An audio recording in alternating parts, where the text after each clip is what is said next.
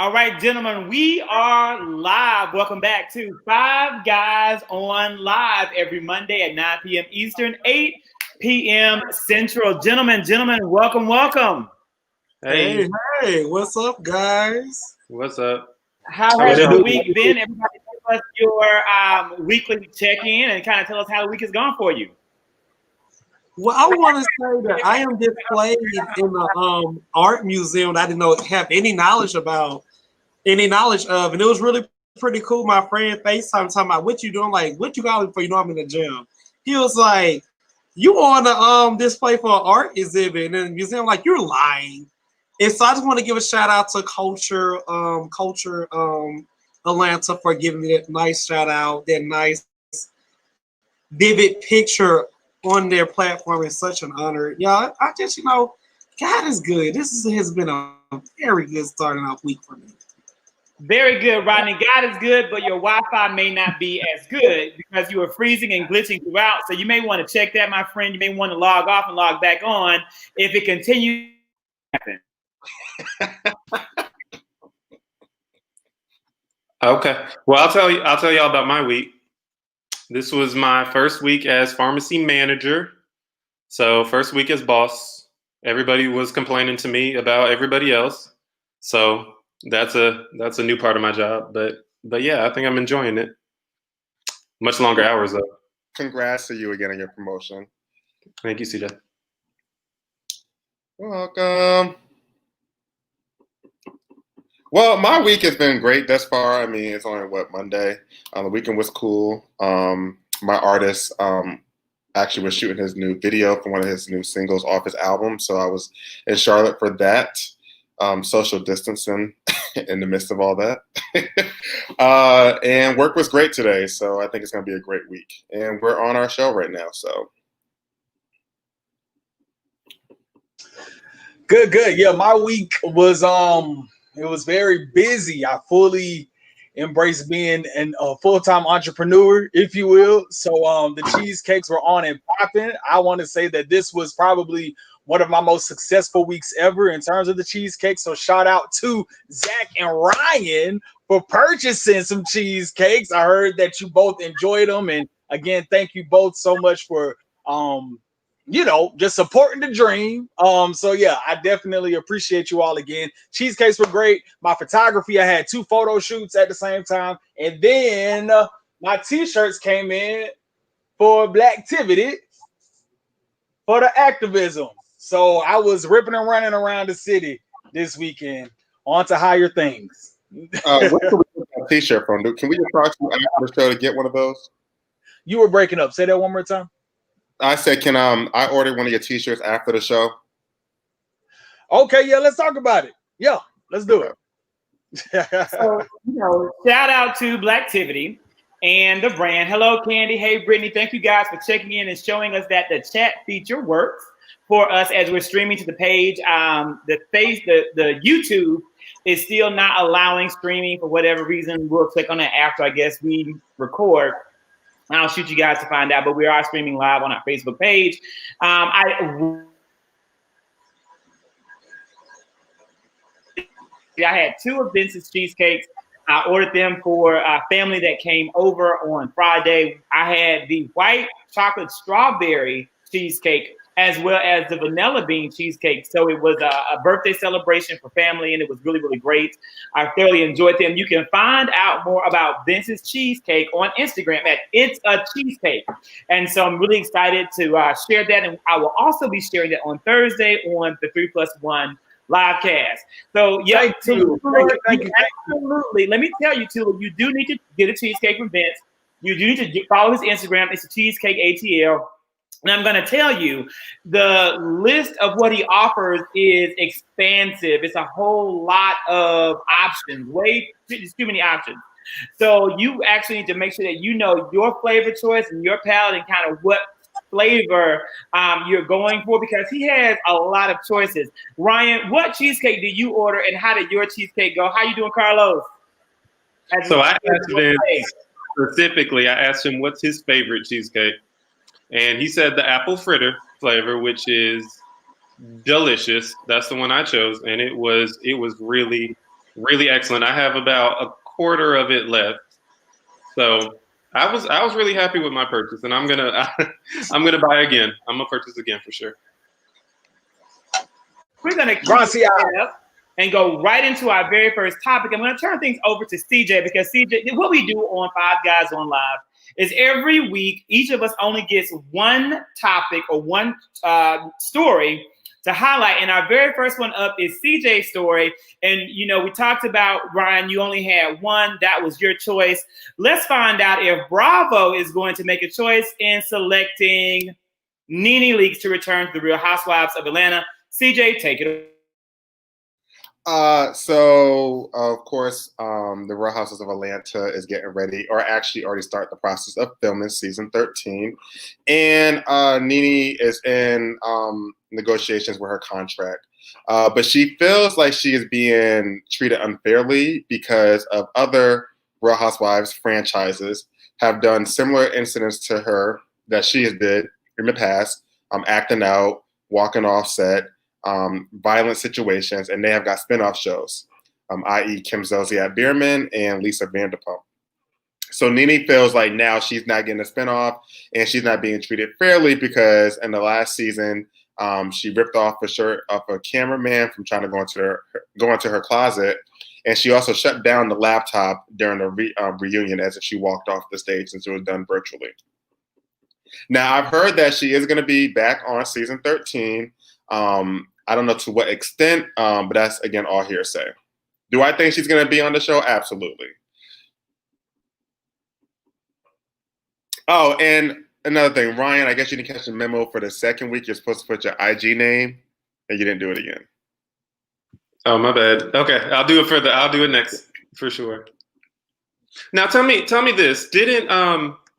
So I haven't watched Housewives in a while, but didn't Nene get her own spinoffs? Didn't she have a couple? No, she had a spinoff when she got remarried to Greg, if I'm not mistaken. You're thinking of a Candy Burris. Yeah, but she had not got her own show per se. But what about when they got divorced? Wasn't she like traveling and dating, and wasn't that a spinoff? For Nene, no. Oh, okay. So Kim Zolciak Biermann had Don't Be Tardy, which is still on. Lisa Vanderpump has I think it's called Vanderpump Rules, I'm sorry. And Candy, of course, had the Candy Ski Trip, and she also had the show when she was looking for like new artists. I want to say this. If other Black castmates did not have spinoffs, i.e. Portia, i.e. Candy, I would totally agree with Nene. Nene even had her own spinoff for her wedding, so I don't really see where this is coming from. But to be honest, y'all, Nene is boring. I don't see what her family or her friends will give me that will make me want to tune in for a show. I mean, she don't really spotlight her business like that. We don't know who her staff is. Her kids are going doing whatever. Her husband, it's just her and her husband. So what spinoff would she give us? Like Candy family is crazy. Portia I feel like if you don't put your whole life out there to be viewed on and viewers to watch, why would I give you a spinoff? Now, is she good for Housewives? Yes, she's a great asset to the team. But do I want to see Nene by herself? No. So I'm going to say this. Do I think the show can survive without Nene? Absolutely, because it has in the past. Do I think she brings something to the show because she is an OG? Absolutely as well. So I'm kind of like in the middle. I feel like whether she's on the show or not, the franchise will continue to keep going. And I think what Bravo is trying to do is get rid of some of the OG anyway and bring more of a younger crowd in.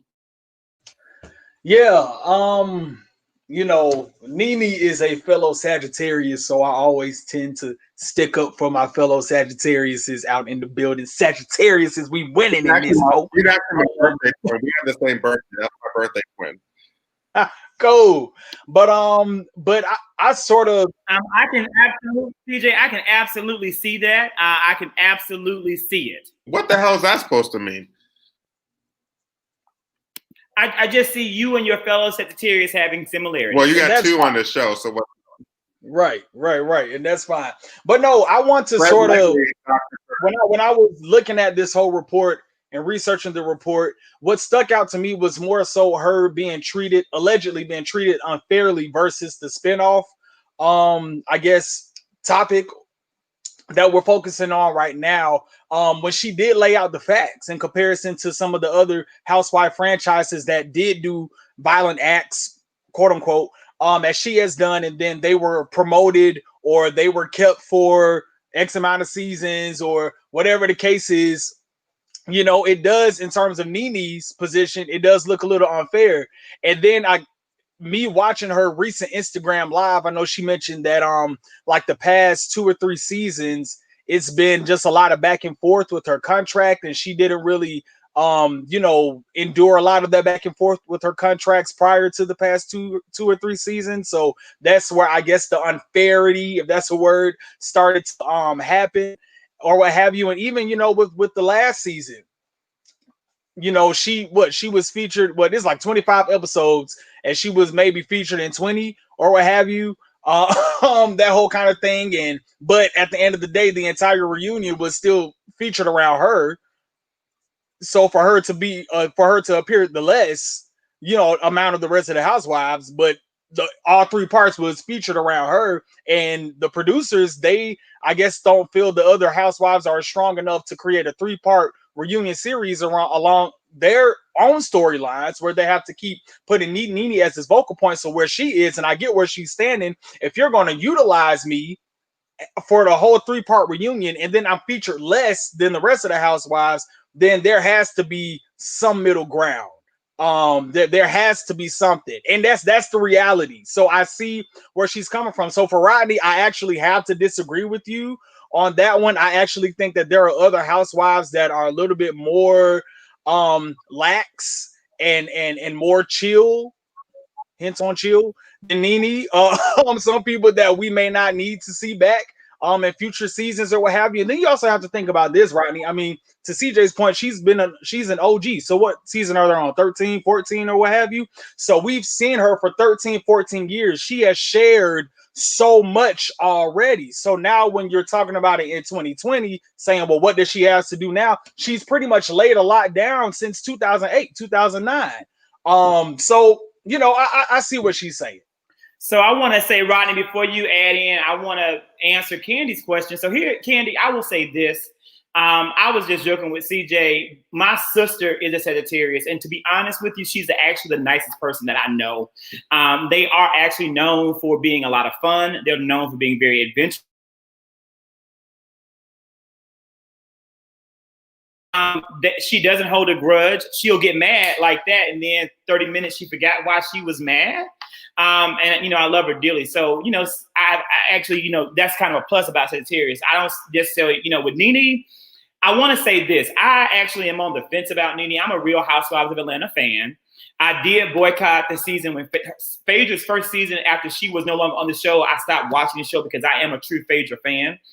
And I will say this, the highest rated season of the Real Housewives of Atlanta was a season when Nene was not on the show.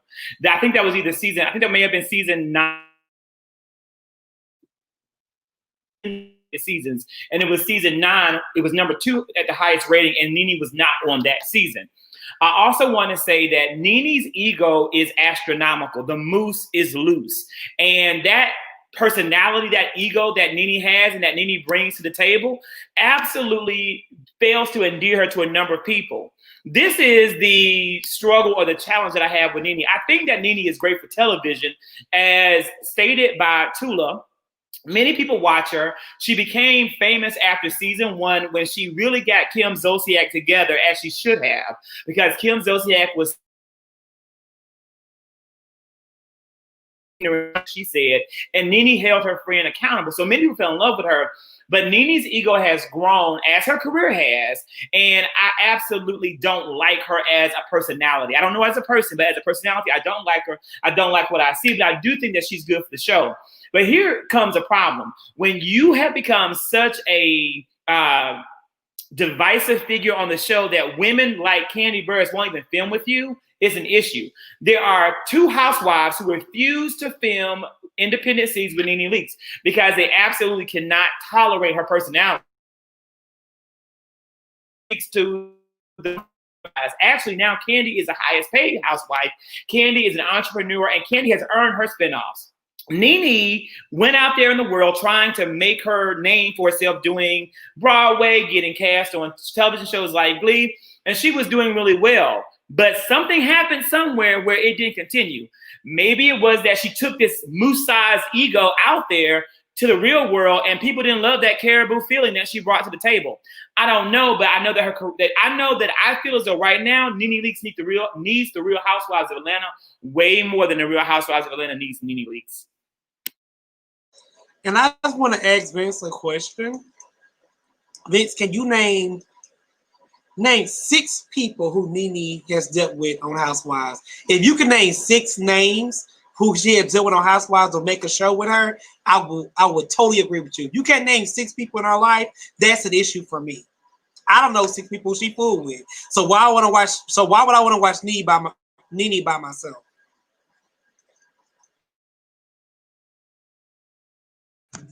You said 6 names. So Greg, the youngest son, the oldest son, Marlo. That's probably it. And Bryson. Brent is the youngest. Bryson is the oldest. Exactly. You don't even know the children's name. You don't know that says a lot about But what I will say, during the season when Greg was going through his cancer, and she had a lot of those scenes with all those other family members that we've never seen, I feel like she probably would possibly, put them in the spotlight or what have you. But at any rate, I wasn't even focused on the spinoff. I was just focused on her being treated unfair, because she makes valid points. If I'm being held hostage in my or in this gray area because of my actions or my quote unquote violent ways, but other housewives get to do the same thing, and they get other promotions and spinoffs and stuff like that. What's right is right and what's wrong is wrong. So that's pretty much where I was focusing at. I don't care about a spinoff.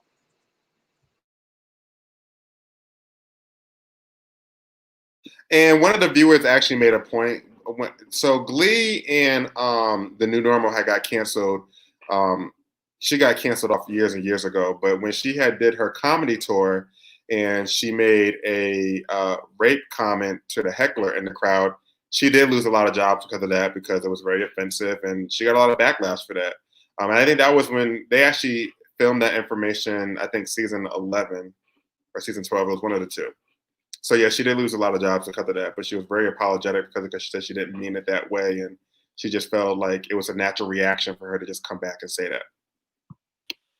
Yeah, so, that's kind of what that comment was. I went to one of her comedy shows. I hope the Uber driver that picks you up breaks you. Oh, I do remember that. Yikes. Yeah. And speaking of yikes, and speaking of losing jobs, that's a great time for me to turn things over. Five Guys Live. The possibility of one of Atlanta's most popular city councilmen losing his job due to indictment on charges of fraud and fraudulent behavior. Rodney, take it away. Oh my God, this has really hurt my heart. I'm not going to sit here and lie, because for one, I truly feel like this young man really does care about his community. I can honestly say the work I've seen him do, he has been hitting ground since he touched city councilman. But before I go into this, the only thing I don't agree with when he came for Mayor Bottoms. That's it. But again, like I try to tell people, we don't know behind the scenes what's going on. We don't know what we are presented to the public. So, I feel like everybody have a voice to speak out, but I feel like if you're going to come for somebody, make sure your slate is clean. And unfortunately, his slate was not as clean as other people. But I want to say this. It's a lot of white people who have done the same thing that Antonio Brown has done with businesses, loans, and deals. So I feel like, why are we trying to hang this young man to the cross, but we let President Trump go without any saying fall? Right. He is still the president. Can you tell the audience what actually Councilman Brown is specifically being charged with? Yeah, I'm going to. Yeah, so basically, basically he has got indicted for lying on loans when it comes to income. He brought cars in the service. Basically, he has lied on applications to get stuff approved, which I can honestly say I have told a little white lie here and there to get stuff. But does that make me a bad person? It was all wire fraud and I didn't read any wire fraud. I'm just speaking on lying on the applications. I mean, well, no. If you can tell it all. It was falsifying loan applications. Okay, it was money laundering. Okay, and it was wire fraud. Yeah, these are high level scams. High level. When you're done with any anti-money laundering, mine is. These aren't white lies. Mine is the wire fraud. That's why anti-money laundering. Okay, money laundering. Look here, people. We have a president of the United States who have not done nothing. Wait. Banking, okay, and I still work in banking. I work in fraud. Okay, I do investigations. And I have too. We got hit with anti-money laundering and bank fraud, wire fraud. And loan wrong, okay. I'm not justifying that, but that's why my primary focus was on lying on the applications. Okay, yes, it was wire fraud. Yes, he did. It's horrible. So I will say this: do I feel like he needs to be indicted? Yes, and held accountable. Yes, but I'm going to say this: if we're going to hold him accountable to them standards, the hell is our president still the president of the United States? And I do have a question. If it was something that, since you didn't want to add the other charges that he's getting charged with, if it was just loan falsification, that's the company's job to verify those monies before they even approve a loan. And I would just like to say, for any attorneys watching, I have never lied on any applications ever in my life. I've actually never told a lie in my life. That was Rodney Wash. Rodney Wash. Exactly. I believe that you never lied on a loan application. I believe that you never lied on a loan application, but never lied in your life. I don't believe that. Well, I did not say what I lied on, so let me put emphasis on No. I said I lied. Zach said that he never lied in his life. Wait. Let's turn back into Antonio. I feel like we're going all off the tangent. That we don't need to do that because this is really important to me. For one, it's unfortunate. It's very unfortunate. If he had done this, he's truly need to be held accountable. I'm just keeping it real because wrong is wrong. However, I just hope this don't overshadow all the good that this man has done for this city. He truly, truly does care. And if I had to rate every city councilman from 1 to 10, Antonio for me would receive a 10 because Antonio really does care about his community, about what's going on, and that's what we cannot take away from the man. And you know what, he did this before he got into city council. So again, I feel like a lot of politicians do this in general. They all have these like stuff going on behind the scenes. I'm just happy he didn't do this while he's in the seat in term. So there, I can't take away. I can't like fault him for that. But again, Rodney is saying he is wrong for that. So let put that out to the people in the back. He is wrong for lying and doing wire fraud, people. I don't condone that. But what I don't condone is, hold on, CJ. But why are people so like in this person's like news and personal matters to the world? Why is it anyone's business who we having sex with, allegedly? Like, why is that the news? Okay, so the sex thing is totally whatever. There's been videos circulating of him doing inexplicit things, but that's neither here nor there. My thing is that if you care about your community, which I'm not saying that he doesn't, and he wants to see the community to do better, why would you sit here and do something and knowing that people look at you as a role model? Like, you're saying it's okay to sit here and lie on your loans. You're sitting here saying it's okay to do money laundering and wire fraud. But you are sitting here saying that you want to do things good for the community. You can't do that in the same sentence and then think that it's okay that people are not going to bring it up. I wouldn't even trust him. I wouldn't even trust him because you're saying that you believe in the community, but then you want to sit here and do illegal shit. Again, okay. Let me say. Let me. Hold on. That's like a pastor. People cannot change from their past. That's like a pastor saying, "Oh, don't go drinking, don't go do this," and then you see your local pastor at the bar drinking that same night. Like, I'm not going to believe that. That's not the This was before he was elected.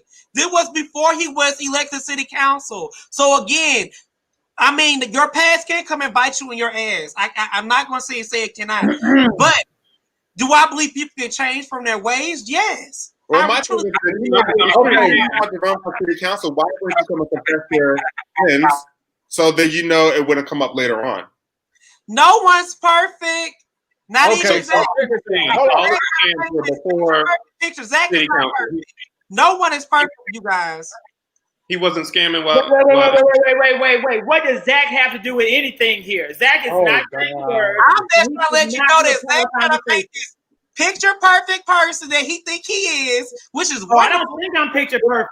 I'm Zach is sitting here not looking at perfect. myself as you looking at me, and perhaps you think I'm picture perfect, as you should. Okay, so this is my position on the matter. I have to sort of hop on with what Rodney was saying earlier about this is what he did prior to him being sworn into office. So I'm curious, even to the Trump situation analogy that you put in. So I'm curious to know how robust are these background checks that are happening before these people decide that they want to run for office? Because for me, is morality and right standing not an essential matter before you get into any type of political thing? If you know that you've done XYZ in the past, and that could in the future erupt and then sort of just shade your entire character into Rodney's point, shade the good work that you've done. So my thing is, in terms of, I don't know if it's the state, if it's the national government, if it's the Dems, the Republicans, I don't know, but I feel like these background checks, in order to uphold the standard of this picture perfect people that they try to put themselves out to be in terms of whatever position that you're holding in excuse me, in the government title, I would think that they would need a very, very detailed, robust background check and before they run for office. Like, in my opinion, if you got all these high crimes that y'all are saying right now, I'm gonna be on somebody's team, but I ain't gonna be the darn face of everything. I'm not gonna run for office if I know I got a shady past. Like, that's crazy to me. No, You know, so you, where's the pre stuff? Like, where's the background checks? Like, what were those conversations before? You know, I mean, even on the application, I don't know what a city council application looks like, but I know when you apply for a job, they ask you, have you ever committed a crime or a misdemeanor? So right. Wouldn't you tell your truth at that point when you're applying or trying to get into city councilman? Like, wouldn't you say, hey, I've done X, Y, Z, so if this comes up, don't be surprised. Like, put Exactly. it out. Because this is the thing. So this stuff dated back in 2012. Antonio is 35. So in 2012, he was 27 years old. Okay. That was 8 years ago. You mean to tell me 8 years ago, this man was sworn in 2019? That was last year. And nobody heard about it. It wasn't brought up in nobody's conversation. And no campaign meeting, no rally meeting, no Atlanta City Council meeting. Ain't nobody said nothing about no 8-year saga of stuff that he has allegedly been doing. You know, so again, that goes back to the background thing for me on all levels. On all levels. I'm just curious. An accusation of a wrongdoing or an indictment is not guilt proven. Antonio Brown has not been. That's why I said allegedly. I said allegedly. Correct. I said allegedly. But to Rodney's point, if we're going to utilize Trump and many other politicians that have done the exact same thing, I still feel as if the robust, detailed background checks in terms of morality and having right standing to make sure that they uphold the presentation and the optics that the party wants, as well as the American citizens want to receive, there's something has to give. Don't nobody want to. We got so many. Don't nobody want to talk about what you did in with your high crimes and stuff like that. People dying out here. You get what I'm saying? So any American citizen can actually run for office, provided they qualify for office. There's a whole entire slate of qualifications a candidate has to meet. And despite any type of criminal wrongdoing or accusations thereof, they can still run. Now, whether or not a party is going to support or endorse a candidate, that is up to the party, and they have to decide if they're going to vet or not.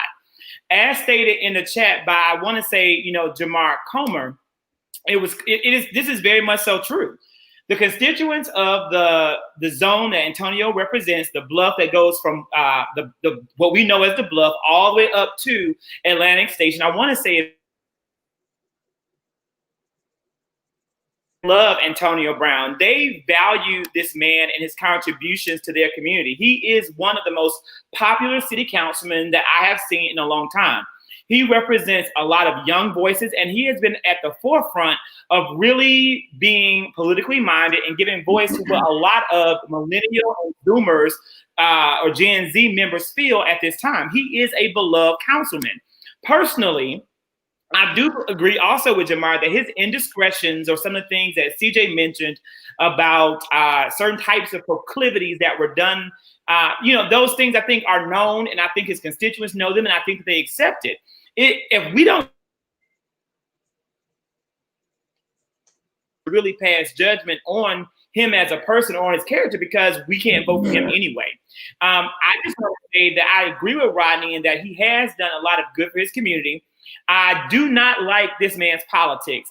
As you know, I'm a huge fan of Mayor Keisha Lance Bottoms. I don't agree with some of the things that he said after the Rayshard Brooks murder. Specifically, when he demanded that, our chief, Erica Shields, resign, which she did. And he also said that Keisha Lance Bottoms should be in prison, which he may end up being the one who's sent to prison. I didn't agree with those statements at all, but I do feel as though he put himself out there at a time when and I feel as though, unfortunately, he very well may be a target. When you talk about some of this stuff being perhaps not why did we do this? CJ, once again, you want to come in like interrupt Megan McClain. You're going to be Joy tonight. You're going to be Joy tonight. Can I just make my point finish? Joy, thank you. So I feel as though many people were not attacking and coming for Councilman Brown until he stood up and defended Black Lives Matter in a way that was very, very passionate and very, very loud. Once he did that, all of a sudden, these charges came to the forefront to this. Many of our young council people, where a lot of the things that they may have done in the past may not be known, because now they're going to struggle and they're going to suffer, and it's unfortunate. So Zach, I wasn't trying to cut you off, but throughout the 31 minutes that we've been on live and you were trying to come for Rodney's internet connection, your internet's been stopping every 5 minutes for like a 30-second delay. So you need to check your connection. Hey, Zach. So my question to you is, when you said that he is a target from who? By who? Like who's targeting him? Who wants to, have him fail and put him on this path of, whatever? Like who? Am I coming across clear now? Can you hear? BJ Pack was appointed by President Donald Trump. And I feel as though many of the Trump appointees have a loyalty and fidelity to Trump to do his bidding. When you have Donald Trump consistently and continuously claiming that Black Lives Matter is a terrorist movement and wanting to align its terrorist movement, I feel as though that could be a part of where the attacks are coming from. And to be honest with you, the attacks could be coming from some of the Democratic leaders who he's also targeting. And I won't name any names. You know who I'm talking about.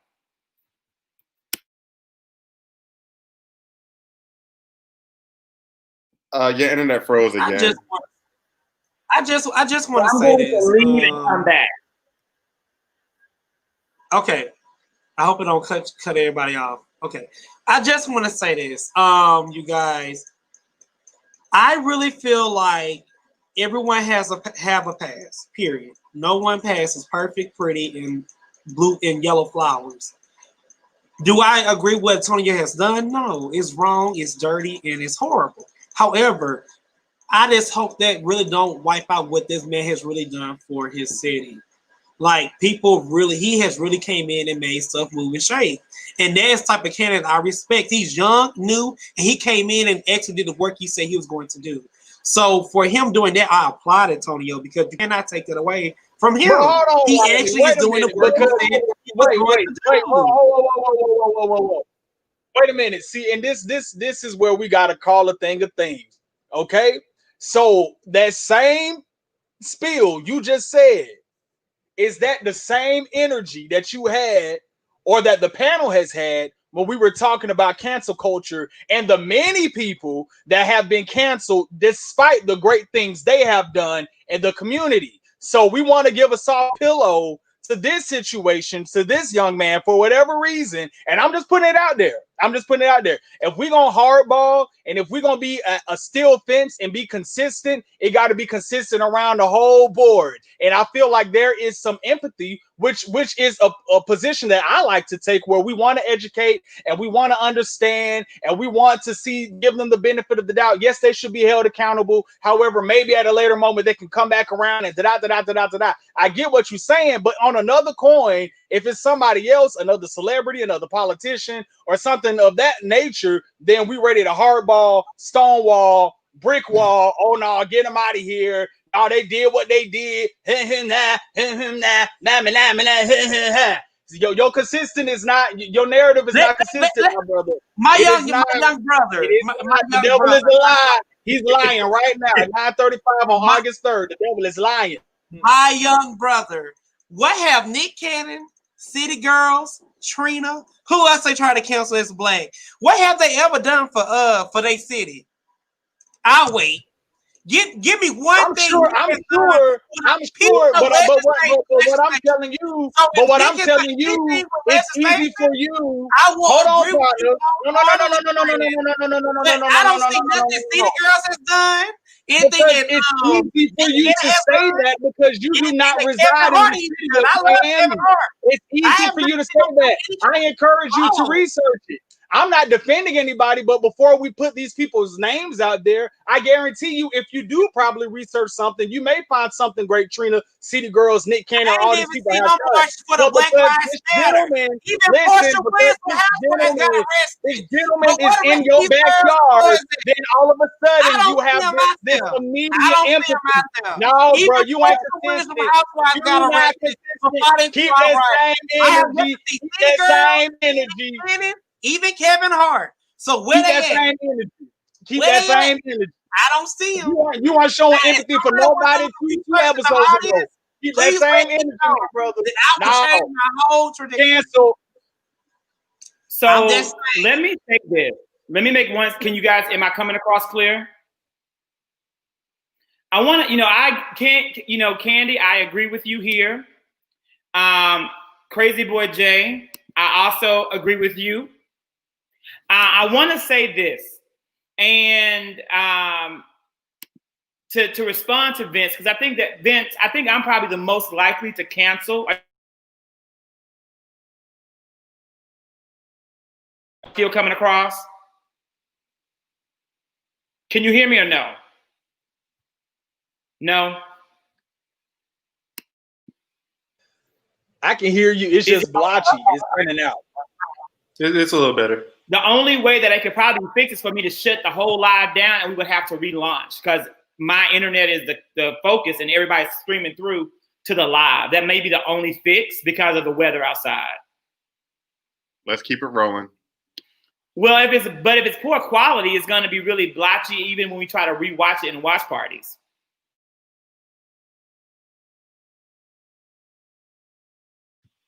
Up to you. Rodney, you're muted. Oh, I want to say it's not. When I have canceled someone, Vince, it hasn't been because of illegal behavior. I cancel people that hurt the culture and that hurt the race. When you are like Kevin Hart and you spread homophobic beliefs and views saying that you want to bust your own son upside the head with a dollhouse, you're canceled. When you're Nick Cannon and you spread anti-Semitic slurs and language, calling people who are of Jewish descent survivors of the Holocaust evil, you should be canceled because you're spreading hate. What Antonio Brown did or did not accused of may be but it's not warranting being canceled. What Nick Cannon did, what Kevin Hart did, what H&M did, what Starbucks did, that is worthy of being canceled. And that's the difference in Zachary's opinion. I agree with you 100%. But one of the followers just put, who was it? Kasim Reed, Bill Campbell, all these other people that have been indicted and charged and stuff like that. And in my opinion, it's like, even though in the court of public opinion, you may not be canceled, but in terms of the actual court system, and you get locked up behind bars, and then that definitely puts a cloud of gray over your career and would apprehend you in accelerating or blackballing you from doing anything else in terms of the political world or what have you, then you're being canceled in that light too, if you will. I just want to make sure, because there is just this amazing amount of empathy that is happening for this young man, and rightfully so, that's happening, and rightfully so, that has not happened with other people that we have discussed before. Thank you. And to be honest, Candy, maybe the city girls taught Antonio how to scam too. We may find out whenever this makes it to trial. Cancel We are not different things in our culture. I said once it goes to trial, we may find out. That's all I said. I don't believe, I'm not passing any judgment or any kind of claims that he is guilty of anything whatsoever.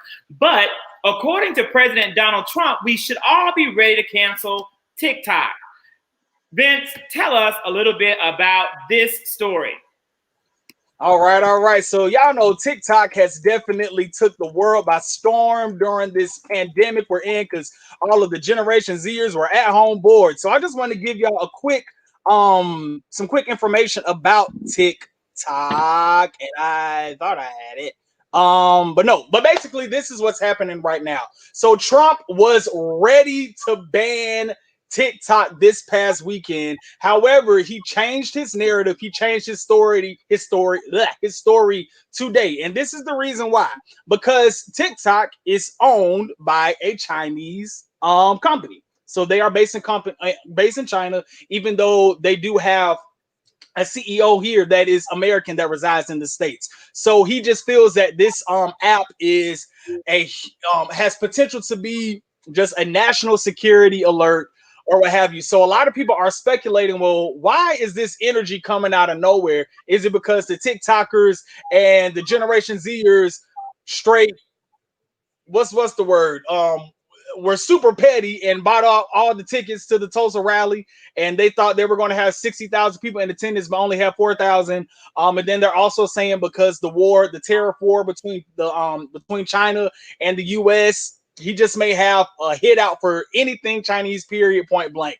Microsoft is also offering to buy out the American portion of TikTok to see if that'll assist in, I guess, the national security issues that Trump is having. So a lot of people are just speculating on why is he willing to ban TikTok, and also does he have the executive power to do so? Because in my personal opinion, TikTok and you downloading an app and TikTok is a way for a lot of people to express their freedoms and stuff like that. If you ban this or take that away, that sounds like a king. That sounds like a dictator move, in my opinion. So it's a lot of avenues to sort of look at this. So I just wanted to put it out on the table. What y'all think?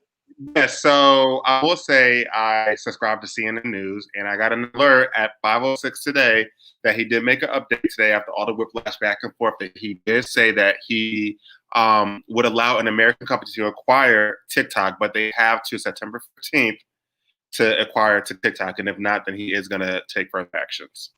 But see, that's my question. Does he have the power, yes or no, to ban an entire app? No. Can he force I think he does. I don't know. Can he force an American company to buy it? Can he give deadlines like this? He doesn't have that authority. What I have on my phone is on my phone. He cannot ban a third-party app or me from downloading a third-party app. I want to say, I guess this is my question. I guess when I buy things, you guys, I look at the box and say made in China. I have a lot of things in my home that's actually made in China. So are we going to ban everything that's made in China? Or are we just going to ban TikTok? And I really think that's very dumb. But I really feel like if you are a Republican, you want the young people to vote for you. And the young people love TikTok. So when you take away TikTok being Donald Trump, they're going to go against you and vote for the Democratic side. So I really feel like that's a dumb thing. I really feel like he was advised not to do that. Because I don't understand what did the app ever do to you but clown you? I love it. Rodney, I don't have to disagree with you that you think just because if he does ban the TikTok that Republicans are now not going to vote for him. I don't believe that. I think that they'll still. I believe that the children are. They will I feel still like vote the for him. generation is not like the older generation. When you take away their rights, I get that, but I do believe that. I get they're that. going to go against you. I get that, but they're still going to vote for that man. I don't believe that. Unfortunately. The actual TikTok company said to both of your points that there is a significant amount of content that is created around the liberals, and then there's a significant amount of content that's created around conservatives. However, they do say that a lot of Generation Zers are tending to sway towards the Democratic side.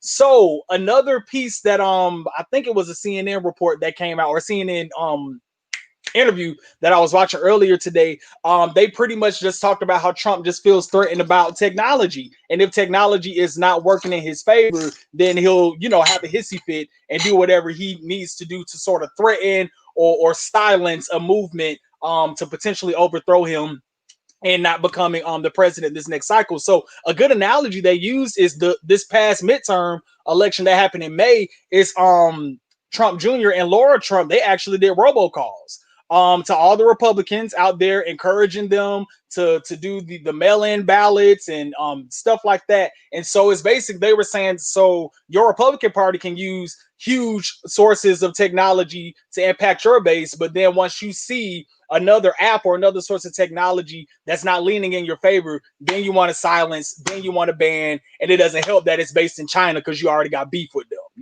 So it's very interesting how this is going to play out. Do you guys believe that an American company is going to inquire about TikTok before September 15th?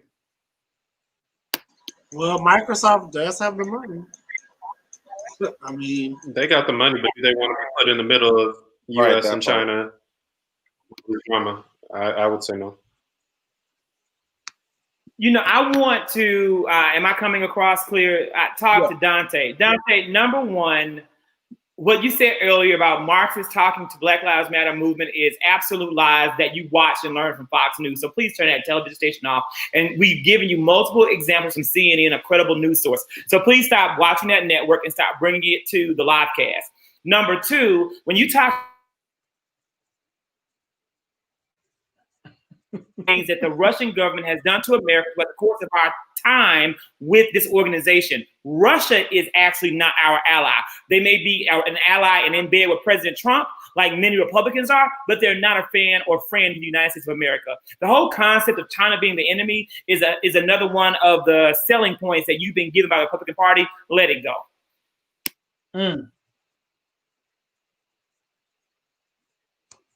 My brother said he saw the video. I'm sure he did see the video because he plays fake videos. Our president tweeted out a woman talking about demon sperm goes inside of women when they sleep and causes fibroids. They played that video. So I don't think any of these videos are valid unless you too, Dante, believe in demon sperm. And I found my facts. Just to give you some more facts on TikTok.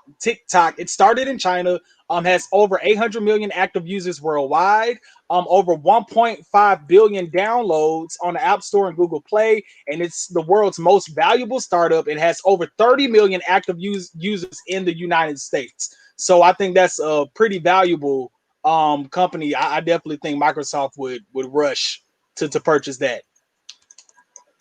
So here's the thing. TikTok does not necessarily need the American consumer. It helps that we're on that platform, but the platform was extremely popular in China before it came to America and was doing very well and maintaining very well. The actual creative director of TikTok is a Black man of African descent who lives in America. The creative director. Over 1,000 Americans are employed by TikTok, and this man is, very influential in the organization. So when you talk about taking TikTok out of America, you're going to hurt American jobs as well as American creativity and American innovation. This is opposite of what you need in an economy like what we're living in right now that's being ravaged by the COVID-19 pandemic that Donald Trump allowed to run amok in our nation. This and for his own personal benefit and personal gain. The only reason he is coming for TikTok is because TikTok came for him. And it's not that the Chinese government is using TikTok to persuade Americans. Young Americans are anti-Trump, and that is their own right in our Constitution that we give to them for free speech. Shame on Donald Trump and any of his supporters for wanting to diminish or stifle free speech. And speaking of free speech, our next topic goes to you, Ryan, and our good friend and Governor Brian Kemp, as COVID in Georgia and across the United States of America. Tell us about it, my friend. Okay, so Governor Kemp is once again banning cities from passing mask mandates. He's not allowing the cities to have more strict laws than the states regarding masks and regarding the spread of coronavirus for whatever reason. Now, Georgia, our cases and our death rates are still soaring. We're a red zone now. And I feel like it is irresponsible of our governor to not take every measure that he can to see that we are limiting the spread of this virus. Ryan, what does it mean to be a red zone? What does that mean? That means that it basically means that our numbers are just off the charts, out of control, and are going in the wrong direction totally. Now, Governor Kemp is the same governor that on April 1st made a press conference saying that in just the last 24 hours, he had been made aware that asymptomatic patients who were not showing symptoms of coronavirus can spread the disease. He said that he was telling people beforehand that if they were feeling bad to stay home. Now, this is 3 months into coronavirus. This had been common knowledge since January, and he had just found out in April. Our governor is not, he's just not in tune with what's really going on. And it's sad and it's embarrassing. And even his home city of Athens has passed a mask mandate. Yet he wants to sue Mayor Keisha. I want to briefly say that Dante, Marxism comes from Russia. Do you know that? That the creation and the foundation of Marxism comes to us from Russia, where Vladimir Putin is the leader and President.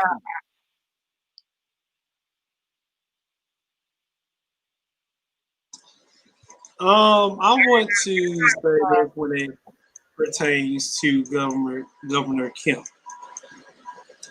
I don't understand if you as a state wants us state to be open. That's your right. You are governor. We have to unfortunately follow your leadership. But we do have cities that care about their people.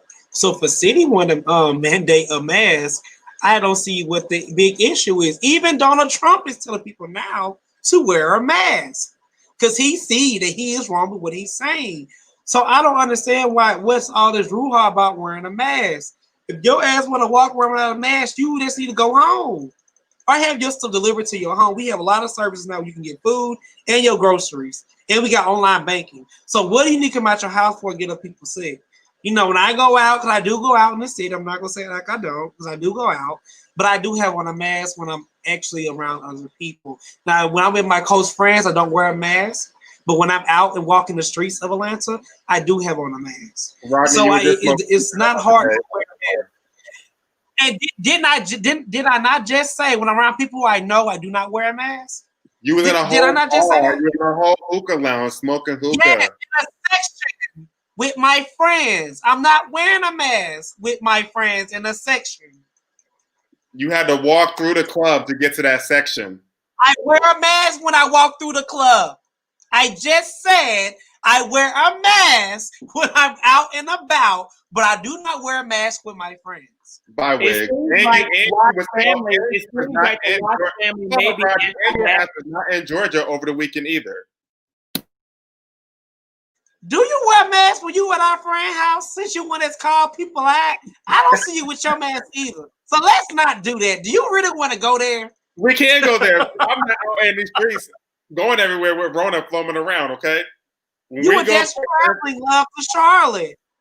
I had my mask on and my face shield, thank you. Yeah, so for me, you know, I've said this many times before. This is capitalism, capitalism, capitalism at its finest.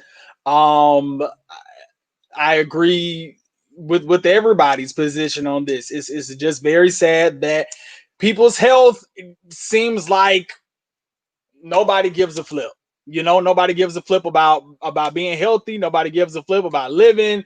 Nobody gives a flip about prevention. Nobody gives a flip about trying to avoid, and it just really sucks. In that article that you put out there, Ryan, it said more than 180,000 Georgians have contracted the disease. The state data shows nearly 90% of critical care beds are now in use, and federal health officials urge the state to impose new restrictions. So now we have federal health care workers that are strongly encouraging this man to, hey, you need to impose newer restrictions. And I feel like he ignores restrictions and just plays and stays safe in recommendations. I recommend that you do this. I recommend that you do that, but I'm not restricting anybody. And I feel like this is the most half-baked, premature, stuck in a soft release type of thing that our government and the Republican Party, Trump, you know, all the lackeys have forced us into. And we're definitely have pulling the cart before the horse in this. And I feel like because it's such a gigantic response in the reopening of Georgia right now, it's hard to backpedal. It's hard to double down. It's hard to say, well, we shutting down everything again, because probably fear of the backlash, you know. Yeah, they need to go ahead and do it and shut the city down. And first of all, hold on. Crazy Boy Jay, if you follow Rodney, which you should be following him, I'm not telling that boy's business. It's public information because it's all on his Instagram story. So you can check that. Now, second, with the shutting down the city again, yeah, he probably is afraid of all the backlash, but at what risk? You're still putting our lives at risk. I'd rather take backlash. As a governor, you have to take the good with the bad. That's, you signed up for this position. You know what comes along with the job. And if you really care about your state, you need to shut the state down, period. There's too much going on. The numbers are not getting down. Clearly, you see what you're trying to do by implementing no mask. You're making the numbers go up. What Vince said about him relying on voluntary compliance of using the mask to fight this virus, that is not a strong enough tool to fight coronavirus.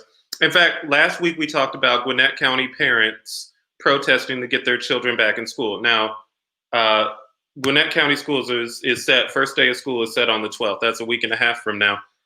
Nearly 300 faculty, staff of Gwinnett County just tested positive for COVID. That is correct. 260 total employees have tested positive. Let's not talk about the camp counselors too that's coming up. And the camp. So total of 260 cases at a coronavirus camp. That was in the North Georgia YMCA, in North Georgia Mountains for the YMCA. There were 597 campers there total. 44% of them contracted COVID in less than a 1 week time frame. In addition to that, Paulding County Schools just opened today for face-to-face instruction. However, there was an announcement on Saturday. There was an outbreak among the football team at North Paulding High School, yet they still went back to school. There was a really sad story of a young man who lost two parents within 1 week.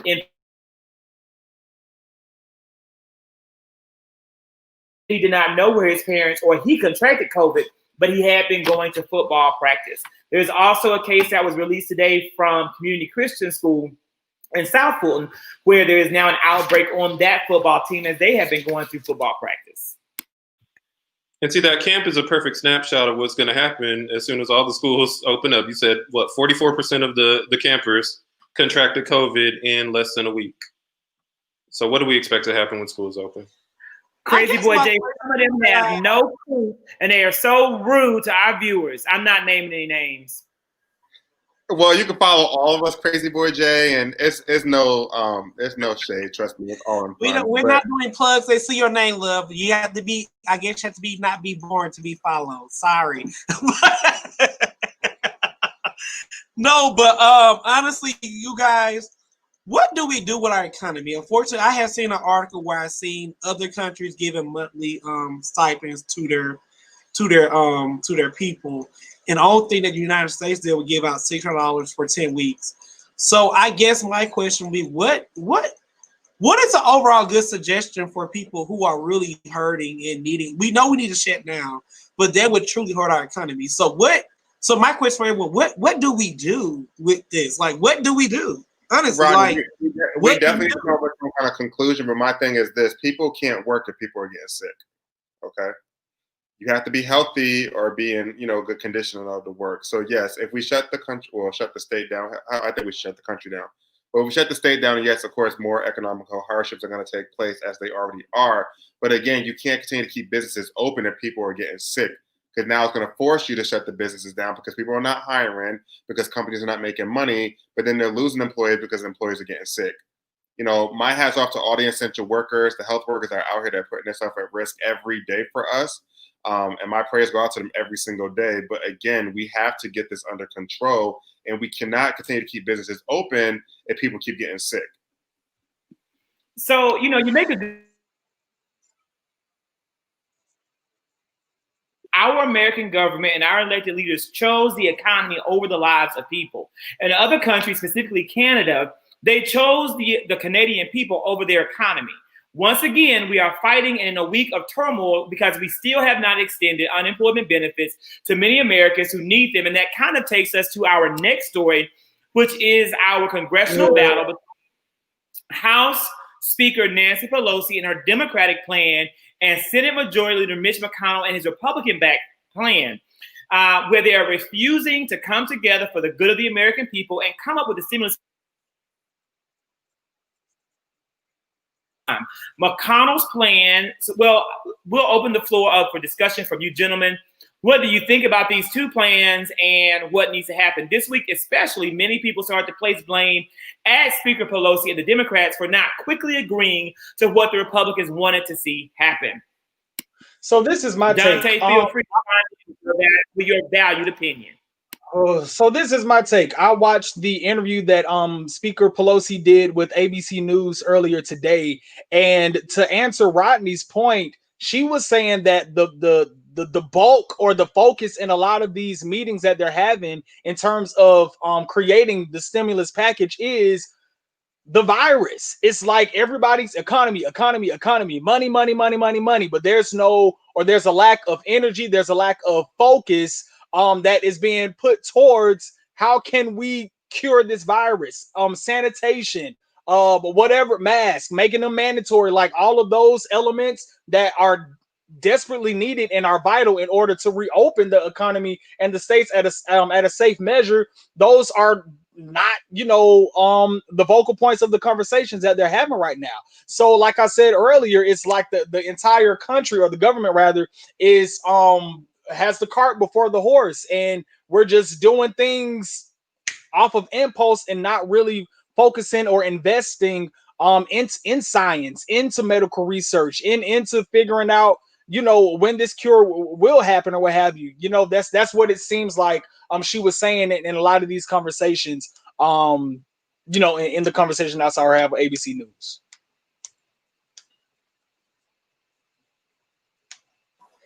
To be honest, you guys, it's just sad. I really feel like every company who can should let their employees work from home. I truly really feel like if you're not a bank or a hospital, and that's to me, if you're not a bank or a hospital, you can really work from home. You can trade at home. You can shop online now. People can come to stores and bring you your food. There's really no reason why we have all these people out and about, and stuff is rising. So I truly feel like if we really want to do a proper shutdown, I would shut down everything that's not a bank or a hospital. The banks don't need to be open. Well, people do need to open accounts, so that's why you can deposit stuff in the ATM machine. Like you don't need to be at a bank. No, you go to drive-through. The banks do need to be open. You don't got to see people. No, you can deposit a check through your mobile phone. You don't need the banks to be open. You work for a bank. How would the economy survive if the banks are closed? Because you do everything online. A lot of people don't like to do stuff online, CJ. Well, for health reasons they need to, and that's what you gotta verify. And that's what you have the ATM machine for. You can deposit money in an ATM machine. You can withdraw money from an ATM machine. That's what most people do when they go to a bank. They withdraw and deposit. Realistically, that's the majority of the. If I was president of the United States, I would shut down everything that's not a bank or a hospital. Everything down except for grocery stores and the hospitals, and that's that. This is how I feel. So Zach, this is my question. It seems to me that the Republicans aren't really unified either. In just me reading and researching, in me researching, it seems like Trump is actually, or was maybe at one point in time, was for the $600 extension. And the Republicans, the battle is, should they get the $1,200 versus $1,000, and then some of them want to go to the $200 unemployment kind of thing, and some of them don't even want to give us anything at all. So I think the Democrats have an advantage right now because they're more unified than the Republican Party is. Yeah. Am I right?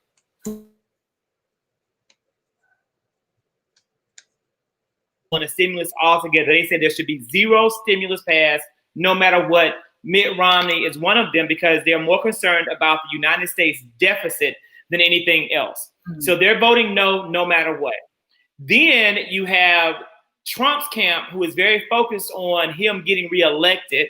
And it is popular to give the people the $600 because the majority of Americans want that. So that's why they want that, because they feel as though, remember, when you had the first stimulus, people were walking around calling it a Trump check, although it was passed and promoted very heavily by both the Senate and the House of Representatives. So it really shouldn't have been called a Trump check. And actually, the $1,200 and the $600 came from Democrats. They pushed for that. They fought for that. And they lobbied for that. Yet and still, he took credit for it. He wants to take credit for this. That's why. But the majority of Republican senators are opposed to it. And so as a result, they're at an impasse. However, they're still, the Republicans are still fighting internally for what they're going to do. Whereas you're right, Democrats are unified. But what Republicans are asking for is in no way enough to make Democrats happy. They're saying they would rather hold out and just toe the line until they get more concessions. They really want to see $10,000 in loan forgiveness pass when the stimulus is passed. Until September of 2021. So that if you are unemployed from now until from now until January the 30th of 2021, you would get that benefit. Republicans would say no matter what amount they're going to approve, whether it's 200 or 600, it would end in September 2020. So Republicans want it until September 2020. Democrats are pushing for until January 2021. And those are some of the hard lines that they're not willing to budge on. Both of them do agree with $1,200. That is a common agreement. But Democrats want to give an additional $1,200 for every dependent that you have filed for on your income tax return. So up to 3. So you could actually receive almost $6,000 in a check for a family that has, 2 parents and then 3 kids.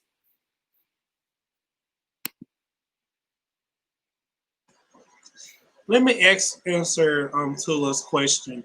Tula, I really feel like you don't need people in the grocery store when they can bring it out to your car. And they have deliveries now. You can pick they have Instacart, they have Walmart delivers to your home. So you don't really need people going in the grocery store. To be honest, I will feel more safe. This is me speaking. If I use Instacart anyway. So, because I don't want to go and pick up my vegetables and my broccoli and stuff and everybody's hands on it. I don't care. Everybody's not clean. I'm just keeping it real. Everybody's not clean like you. I reflect only certain people to pick up your food because they wash their hands and make sure they're clean. Because when I seen a lady over there one time, she sneezed all over the broccoli. I walked out, said, hell no, I don't want this broccoli. So it's just, to me, it's just like, it's journey. And the grocery store is very journey. I agree. We can shut down a lot and still function as a society. Just like the hookah lounge is dirty too. Yeah, we can shut down the hookah lounge as well and still be okay. But I think at least one COVID cycle, at least 2 weeks of just shutting everything down, Rodney, except like what you said, the hospitals, maybe the banks. I think that we could definitely see a real change in our infection rates and death rates. But so I'm just curious, and I know none of us are in any of these conversations or meetings, but it's like if they don't want to do a mass shutdown and they rather keep everything open, to me, it's like the bridge would be okay instead of businesses being open 7 days a week, maybe going to a 5 day a week kind of time span, or versus businesses, you know, being a 9 to 5, abbreviating those hours. Because like the Kroger around the corner from me, you know, last month, you know, they closed at 8 p.m. Now they back closed at 12 a.m. You know, now they're just back at their normal hours pre-pandemic. So I'm just curious to know what are some of those potential ground median conversations that could be taking place so that both sides are happy, because clearly a mass shutdown is not going to happen. But to everybody's point, there are some abbreviations and practices that we could put in place to try to condense, you know, and keep people apart and keep people from touching each other and stuff like that as much, you know. I'm just curious if those conversations are happening, man. More than likely, those conversations are, you know, I would, maybe they're happening, maybe not. I would think they are, but I think that people have politicized this issue so much that it's going to be hard to find common ground. Maybe we can now find common ground as we get ready to wrap, gentlemen, opening the floor for any discussion of things that you want to add to the table that did not make the official list. And I do have one. I want to have an update from both CJ and Vince about what you thought about Brandy's new album that came out. We got into a heated discussion last week about the album.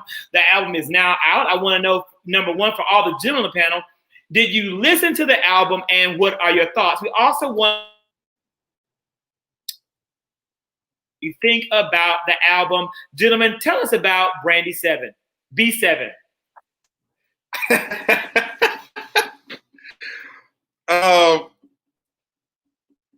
I think Nathaniel J to chime in. Okay, so look, I talked to mommy yesterday, and she was like, "Well, you know, I thought you're gonna have a biased opinion because you're a diehard fan of hers," and I'm like, you know, yes, I do love her. The album was great. Was it to 11 great? No, it wasn't to 11. But the album was great. I mean, it was only one song off the track I did not really care for that could have kind of been left off. But I think the album was great. I think people are just used to Brandy singing about something totally different. And she clearly was going through some things. I think this album was definitely directed towards Sarah Baptist and the guy that she was engaged to. But I loved it, ultimately. And it's still #1 on iTunes chart. So good, and rightfully so. She deserves it. For me, I appreciate the content and the substance in terms of the lyrics. To CJ's point, I can definitely see how she was very, very vulnerable and more open this go around than, you know, maybe some prior albums. I just like I told CJ, I was a tad bit underwhelmed. I was a tad bit underwhelmed by the project. I'm a musician at heart. I'm a classically trained musician as well as vocalist. So I get the theory of it. I get, you know, her ear and her process. And I respect her gift. I respect her talent. I respect her vocal ability. But it didn't flow for me. Just the cohesion of it. I was trying. You know, when you really sit and try to make it happen and you sit and try to figure it out. You get what I'm saying? Like I was thinking too hard trying to get into the project. So yeah. And the funny thing to me actually is like a lot of these Brandy fans, let me tell you something. After that album released, it went from beyond Brandy versus Monica. It was Brandy fans versus Brandy fans, because you had the musically inclined Brandy fans dogging the Brandy fans that didn't get the aesthetics and the creative behind the content that she created or what have you. They were arguing more on my timeline than the Democrats and the Republicans, and I was cracking up. It was hilarious. I mean, I think it's funny that Well, the Vince, that might be your timeline. I think it's funny that they were saying that when you actually had people that actually are musicians that were actually reposting and giving their feedback, and they had nothing negative to say. Heavy hitters on top of that. So when you have people that are not musically inclined, that's just a fan of the music, saying something, when you have people that are actually legends, icons, retweeting, making their comments about it, there was tons of people. Kim Burrell, Tamar Braxton, Monica even said something about the album. Kelly Rowland, there was a list of people, Jasmine Sullivan, there was a list of people who were retweeting, reposting her music, and giving her props on the album. But when you have people that are just fans like me and other people that are just making their opinion and don't really truly know music, then it's kind of like whatever. But for you to say that the album flowed, like how every song went into every track, it flowed. It flowed. I'm sorry, it did. But, you know, again, I get it. It was not 211, but the album is great. I've been listening to it since Thursday night, and I've been still playing it. I feel you, CJ, but like I said, and you just proved my point. All of those people that you listed, Jasmine Sullivan, Kim Burrell, B. Slade, these are some heavy hitter, musically inclined, gifted people that understand and appreciate what she was doing. They are not the average consumer. They are not Bob and Ron and Jill and Jane that just want a good melody and a good beat and can actually understand what you're saying. They're not that. So you're saying that there wasn't a good beat? I'm saying, I'm looking at it now. Remember, look who you're talking to. I understand what Brandy is doing, but I also understand the position of just a normal consumer. So for me, I have to agree with what B. Slade said. Like I told you earlier in the conversation, he said that he did the similarity between Brandy and Beyonce. Beyonce can veer way off and go completely creative, and we applaud her and we admire her, and she does things outside the box. But Brandy does it, and then we don't understand, and people being shady to her and stuff like that. So it's like we have to give people the chance to evolve and respect their evolution as a musician. You get what I'm saying? So I get where she. Do you not like none of the tracks on the album at all? I think for me, and I'm a different listener. For me, there's probably a solid 4. I'll give you And what I didn't listen at all. I don't know off the top of my head. Plays on my music. I'm sorry to that woman, but it was very nice to see her be number 1. I think she deserved it. She's a person who would really need that, so that was good for her. However, I want to talk about Beyonce theme. I only like 3 of her songs. The rest, I was like, what is this? I really give it a 4 out of 10. But I mean, I understood the direction, but I really feel like that was Beyonce lane to do it, to deliver it. That's just me. Like I said, 3 songs was awesome, but the rest of it, I was like, I'm ready to leave and turn it off. Okay, so I'm not a Beyonce fan, but her creativity was amazing. I mean, it was amazing. What she did was amazing. I'm sorry, and I'm not even a Beyonce fan, but the visual for what she did for her songs was amazing.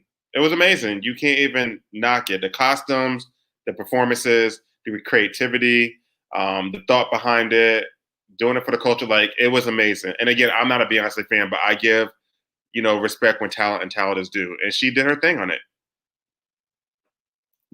I wanted to say, I don't even understand how you can compare what Beyonce attempts to do with her art, as she had fan base along with her, to Brandy. Like, I don't think that you can ever compare Beyonce to Brandy in any situation, because the work that they produce and the talent that they have are totally separate, totally different. That was the point that I was going to make. I don't think a comparison. You made the comparison. Well, hold on. I have meant no. You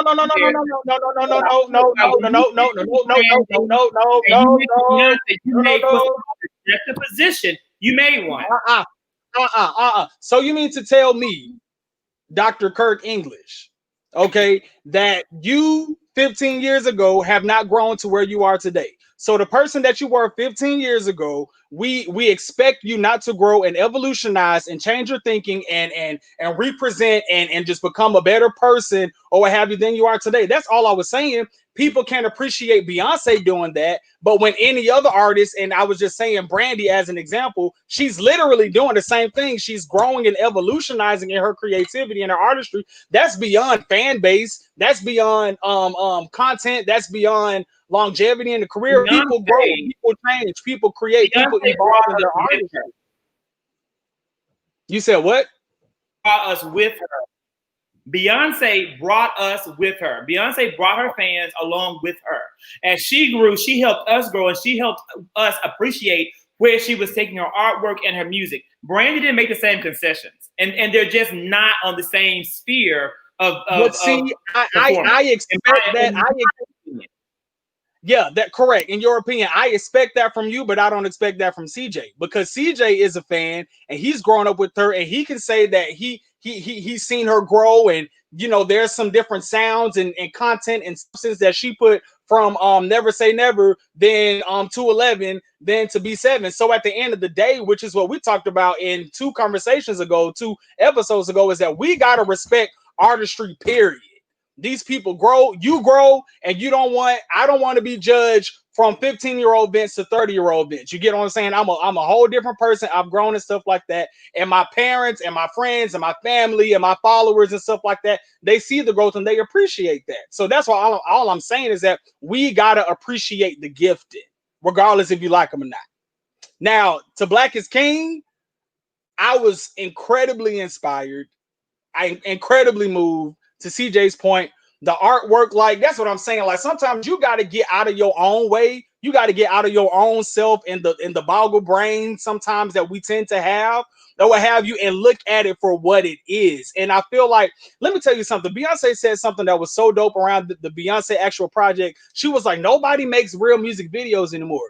She said there was once upon a time, and I'm not even a big Beyonce fan. She was like, when Michael Jackson and Janet in their heyday was putting out music, people used to rush home to watch MTV, to watch their music videos. We have gotten so microwave popcorn, just hit it and quit it in the music in the industry right nowadays. We don't even appreciate good content.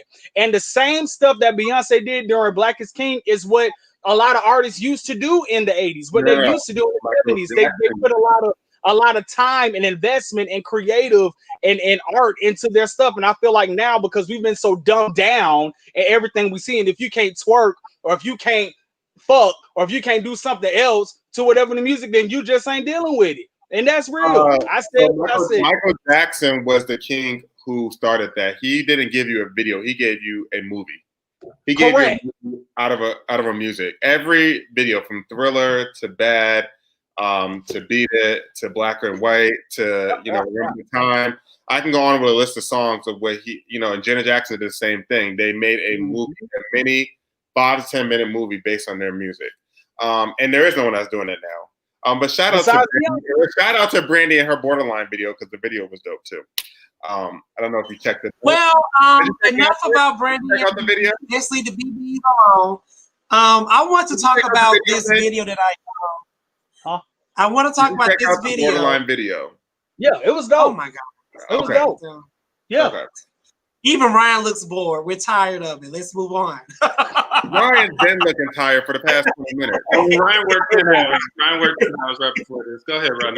Ryan, I work too. I want to talk about this, y'all. This is really seriously. I feel like we all can see. I know this happened in my family and other things like that. It was a video where this lady has been with this man for 3 years. And on the 3rd year of the little girl's birthday, I guess he did a paternity test, found out that was not his child. But he has raised this child like it was his own. So my question for you guys would be, is it right that he disowned that little girl, has nothing to do with her, or should he still be obligated to take care of this little girl, since there's the only father that she knows? You saying he disowned her now after 3 years? Yeah, he disowned the little girl. He said, "You have a money, not my own." Shame on him. And this is what I was gonna say. I could see why he would. I'm gonna play devil's advocate. I could see why he would leave because he felt deceived. But also, I would not leave because even though that's still not biologically your child, that child looks at you as being their parent. So for the child's sake, I would stay. But I can see why he feels some type of way. But for the child's sake, I would stay. Well, to answer your question, he's not obligated to do anything. That part So, too. I mean, it's not his child. I wasn't sure if that was a real video. I thought it might have been a skit. But again, it's not. I mean, it's not his child. It's not his financial responsibility anymore. And it's unfortunately that she and the woman knew.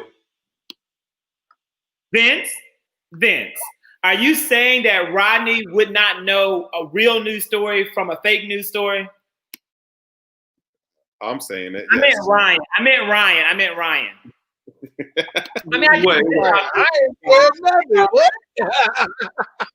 I thought it was a skit. I thought it was make believe. Rodney thought it was real. So Ryan saying that you follow your brother and you follow Fox News and you don't know real news from fake news. I thought it was real because this has really happened again to people I know and to people who outside of family. So I truly this is how I truly feel, you guys. I'm gonna break this down. Okay, I'm just gonna break this down. Any woman knowingly deceive a man from knowing that this is not this man's child. I feel like she should go to jail. I feel like you should, and this is why.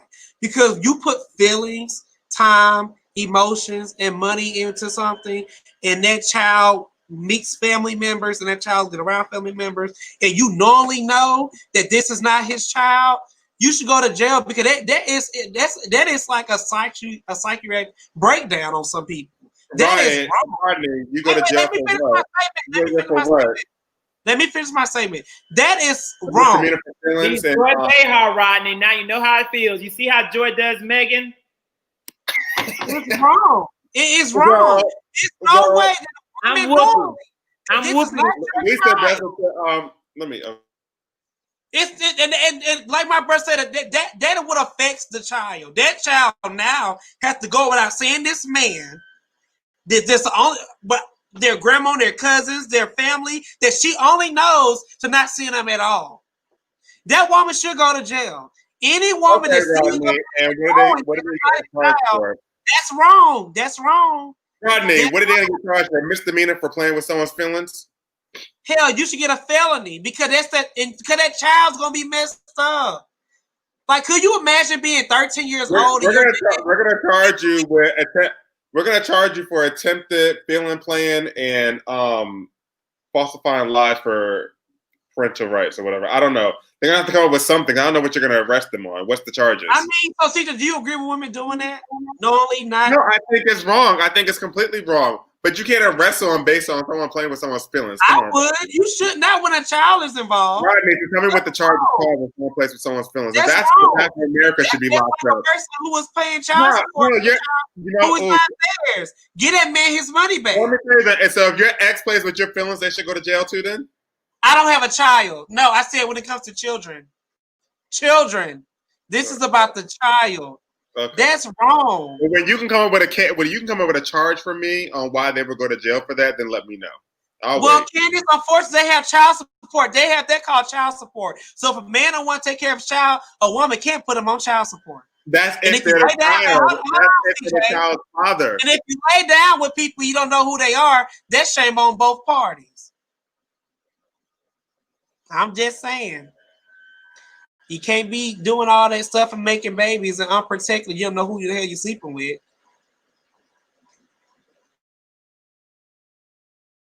Yeah, that's an unfortunate situation because feelings are involved with the child. You know, the child is innocent, an innocent being, and the mother needs to have a lot of accountability, especially if she knew.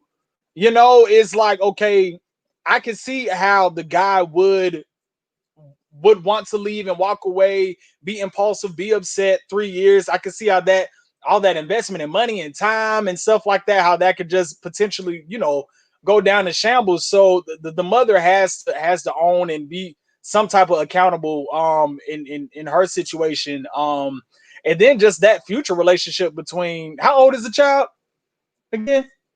Do we know? Three.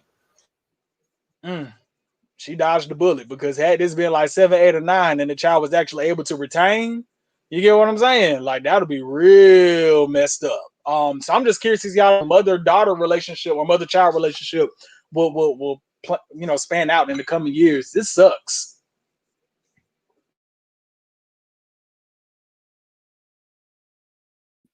You know, personally for me, this is a situation for every individual to decide what is best for them or what they would do. This man is within his rights to leave this child and this woman. This is a situation that this mother caused. And so whatever the outcome will be, she has to deal with that on her heart and carry it on her back. I think individually, we all would have different choices and we would choose different things. But unfortunately, that there's a child caught in the middle of this. Are there other news stories that you guys wanted to bring to the table before you wrap tonight's live? Ryan, you have nothing because you call my news fake. You Donald Trump. I didn't know. It's a skit. It was a skit. Read the comments. But no, I don't have anything else to add. I'm glad we talked about that though. You have nothing in the medical field. Say it again, nothing in the medical field is going on. No, we talked about the medical field. No syphilis outbreaks, no herpes going on. No, coronavirus is a hot topic, so we talked about it. And so, gentlemen, you know, I know we all have different things happening this week. Where can our viewers catch you guys and what you have happening this week? I'll start us off on Thursday. You guys can join me on 3+1 Media for our weekly live cast. It's on Thursday. This week's guest is Nikita Sexton of positivity and good news and feeling good at this time. We are all dealing with lots of really challenging news and bad news, and Nikita's new podcast gives an uplifting message. So you can definitely check that out and then join in. Where else, guys? What else is happening big for you guys this week?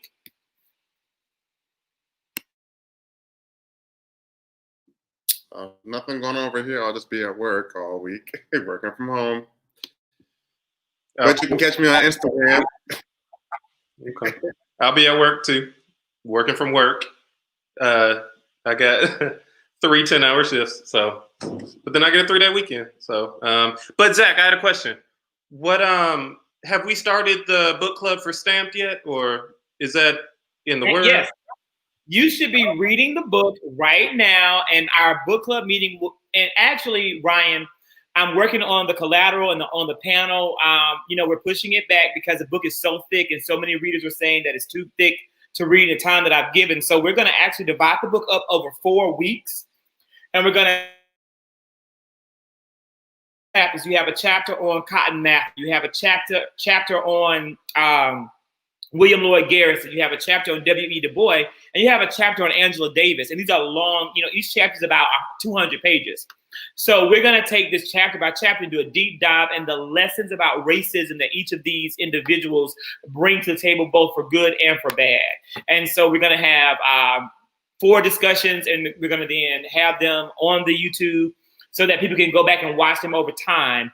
And it'll be something that's, you know, historically stamped. And I'm actually reaching out to the office, so we may get him to join us on one of Stamped from the Beginning, A Definitive History of Racist Ideas in America by Dr. Ibrahim Kendi. Please do so. The very first book club meeting will be on Tuesday. I want to say that's September the 4th.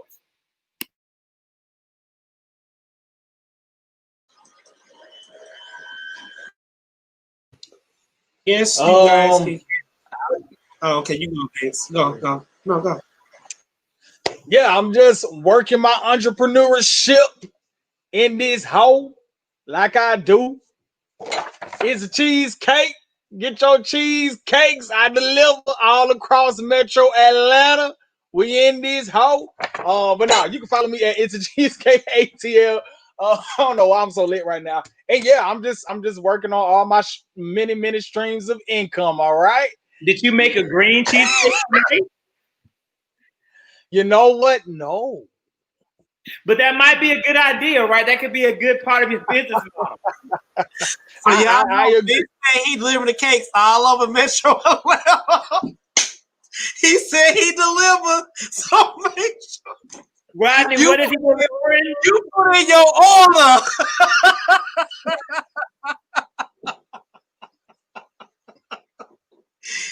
He's traveling cakes, y'all. But I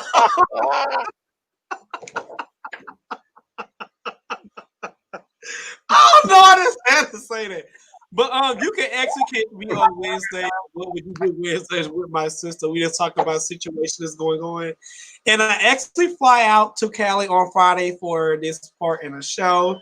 So I want everyone to pray for me that I hope I get this part. I really need it. So that's about it, really. That's all I have. Stay strong and good luck with claiming that you get this new opportunity, which I know you will. So Thank you. I have a question. The opportunity in California, who is going to fill in for you on Five Guys? I can actually do both. Yeah. Sure, This is you on can. my. I can do, I wear many hats, so I can do it all. Whitney Houston taught me. So you say. So we are happy to support Vince with his cheesecakes. We are happy also to support Dante with his cheeseburgers. And we're also going to be able to watch and support Rodney with his Wednesday show with your sister. What are you guys doing this Wednesday? What are you, like, I know sometimes you guys. Basically, based off of situations. Like, so last week we talked about baby mama drama or in-laws drama or a child is not yours drama. So we really go really in depth with that because, like, I really feel like talking about things where I can relate to. I know that happening within my family, people around me, because I mean stuff like that really does happen. So it's really funny. It's comical and some seriousness to it, but it's really funny. And I guess I like my sister bring the she's a psychiatrist, so she brings that background to it as well. So it's really like it helps a lot of people.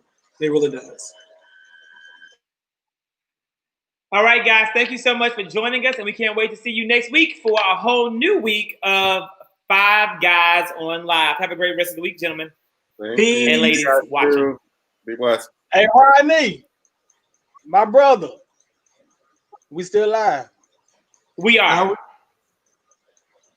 I'm gonna wait for you to click off.